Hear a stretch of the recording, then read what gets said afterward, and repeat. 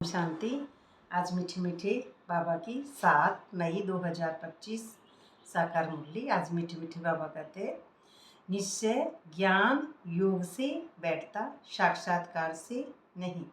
साक्षात्कार के ड्रामा में नूंद है, बाकी उससे किसी का कल्याण नहीं होता। तो जो बाबा है हमको, तो ये जो प्रकृति है इस दुख से छुड़ाते हैं, लेकिन उससे पहले जो हम मन है हमारा मैला, उससे हम योग लगाएंगे तो परमात्मा हमको रास्ता दिखा रहा है। उस रास्ते से हम चलते जाएंगे उपराम स्थिति में। और उसमें क्या है, परमात्मा किसी के साथ पक्षपात नहीं करता है। तो जब भगवान के दर्शन के बाद में जब समझ आ जाएगी कि मैं स्वयं हूँ कौन, मेरी तो कोई पहचान ही नहीं है, मैं हूँ ही नहीं, मैं तो एक एनर्जी हूँ, एक निराकार स्मृति में टिकी हुई सिर्फ एक आत्मा हूँ। तो इसमें ये साक्षात्कार बहुतों को होते हैं। तो इसमें सोल कॉन्शियस जो स्थिति मिली है वह आपकी समाधान स्वरूप स्थिति मिली है। उसके अंदर सब समाधान ही समाधान है।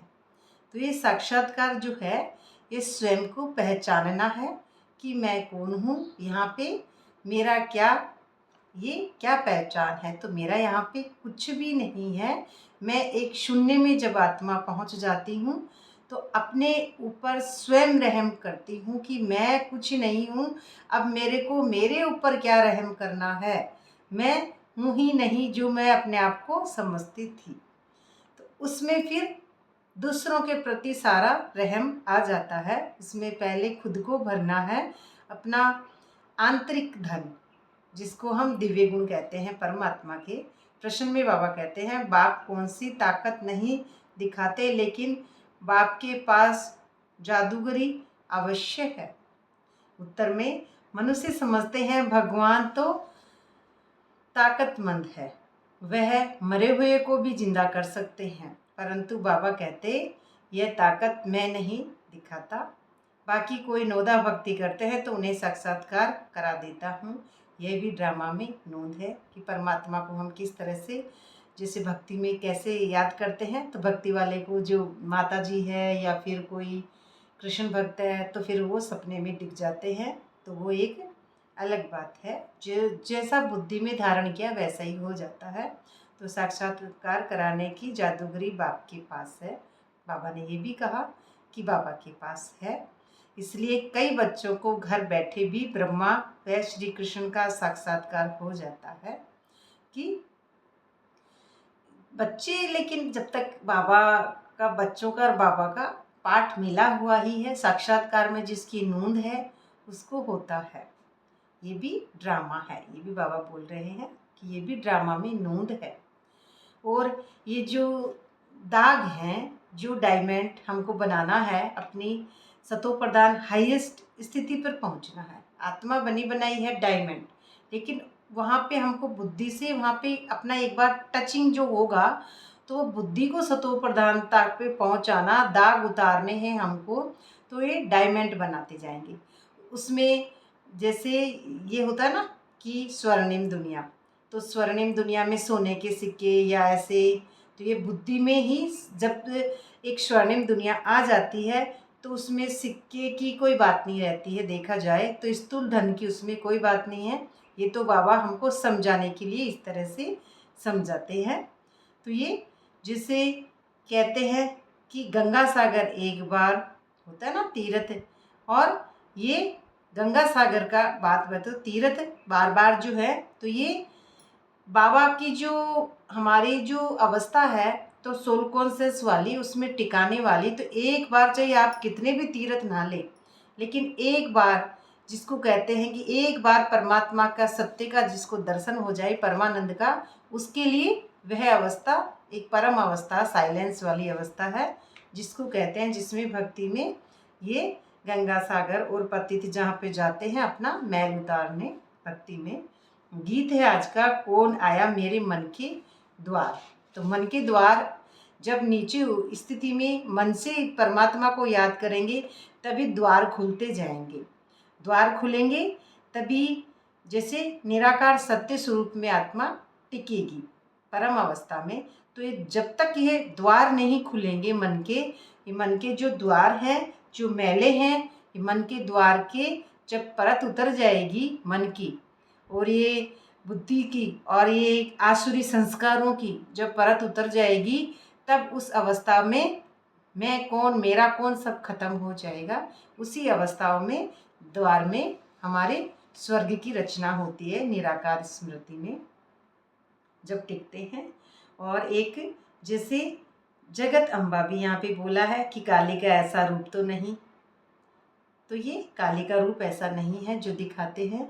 काली यानी जिनका मन मैला हो जाता है, माइंड पतित हो जाता है, तो जगत अम्बा। तो जगत अम्बा वास्तव में जो जगत, जगत यानी पांच तत्व, पांच तत्व से उपराम जो है, जो उपराम स्थिति में जगत अम्बा, वो है जगत अम्बा, जो जिसमें पांच तत्व, जो माँ को बोलते हैं हम। तो शुरुआत होती है ये पांच तत्व, तो माँ आ गई धरती, तो धरती माँ से जो उपराम स्थिति में होने लग जाता है पृथ्वी तल से, वो जगत अम्बा है।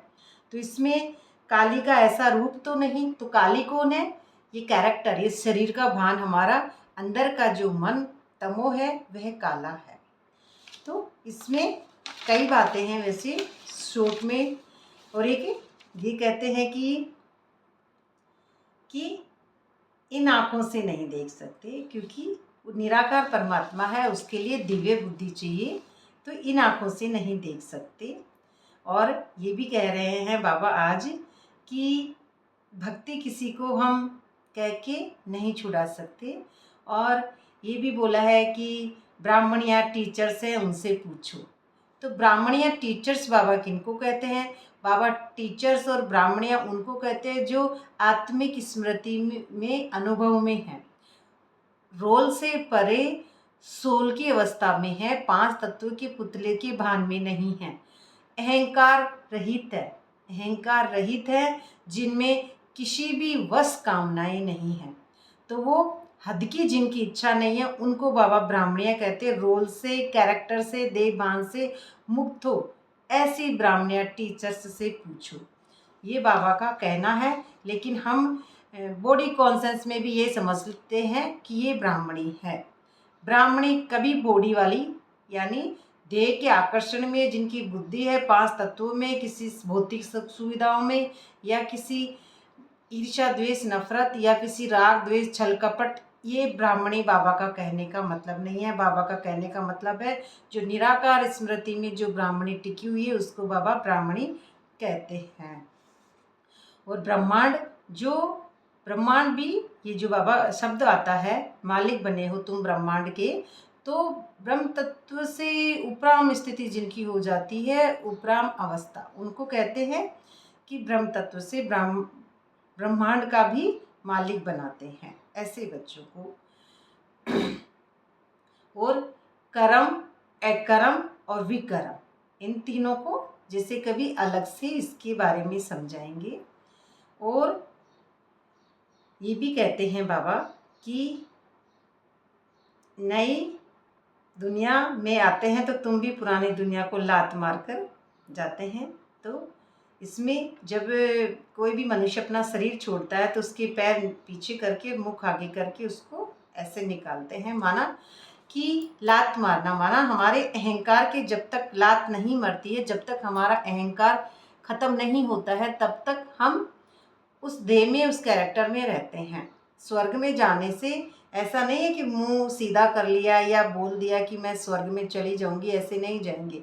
जब तक हम पांच तत्वों के पुतले से मरेंगे नहीं, जब तक हम इस शून्य वाली अवस्था में नहीं पहुँचेंगे, तब तक हम चाहे कितना ही मुँह करें नहीं होगा, ऐसे समझने से। और एक ये बात भी बाबा ने आज खास बोली है कि बाबा कहते हैं कि अब सभी को भूल कर तुम बिल्कुल बुद्धू बन जाओ। बुद्धू बन जाओ मतलब एक यह बात भी है कि राम राम कहने से, वाणी से कहने से कुछ नहीं होता है, क्योंकि सोल कॉन्शियस जो स्थिति है उसमें उपराम स्थिति होती है, साइलेंस की स्थिति होती है। अब उसमें हमको कोई अच्छा कहे या बुरा कहे या कोई कैसा भी कहे, मैं तो हूँ आत्मा।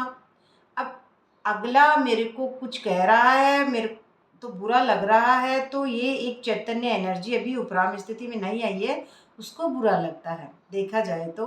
लेकिन जिसने चैतन्य शक्ति को प्राप्त कर लिया, आत्मिक स्मृति में अपने आप को टिका लिया, बुद्धि में, उपराम में, तो उसको ये ऐसा नहीं होता है कि कुछ भी क्वेश्चन है, बुद्धू है, भाई बुद्धू उसको कह रहे हैं जो तुम बिल्कुल बुद्धू बन जाओ। ज्ञान भी तुमको यहाँ पे रखने की जरूरत नहीं है याद, क्योंकि ज्ञान क्या है?